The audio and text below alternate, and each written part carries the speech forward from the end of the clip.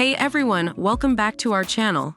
In today's video, we will be comparing two amazing cameras for all you photography enthusiasts out there, the Sony a7E and the Fujifilm X-T5 mirrorless digital camera. We'll dive into the features, specifications, and performance of these cameras to help you make an informed decision. So without further ado, let's get started. Both cameras boast impressive image sensors, but the Sony a7E takes the lead with its advanced 24.2 MP BSI full-frame sensor. It offers 1.8x faster readout speed, resulting in crisp and detailed images. On the other hand, the Fujifilm X-T5 features a class-leading 40.2 megapixel X-Trans 5-hours CMOS sensor, which delivers outstanding image quality packed with detail.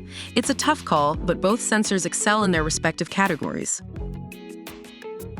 When it comes to ISO range, the Sony a7E has a wider native ISO range of 50 to 204,800.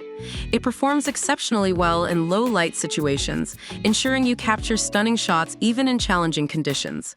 The Fujifilm X-T5 also offers an impressive ISO range that extends up to ISO 125, allowing for excellent image quality in various lighting scenarios. Both cameras excel in this category, offering versatility to photographers. When it comes to autofocus, the Sony a7E takes the lead. It features 693 phase detection and 425 contrast AF points, covering a 93% image area.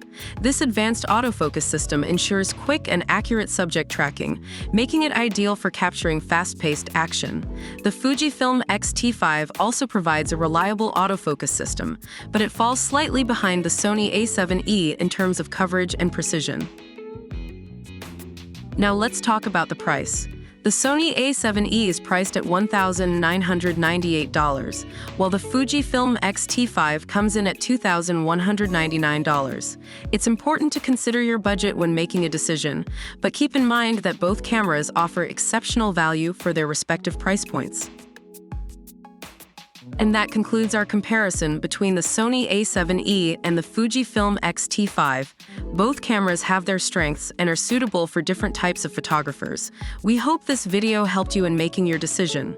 If you enjoyed this video, please don't forget to give it a thumbs up, comment your thoughts, and subscribe to our channel for more exciting content. Happy photography, and we'll see you in the next video.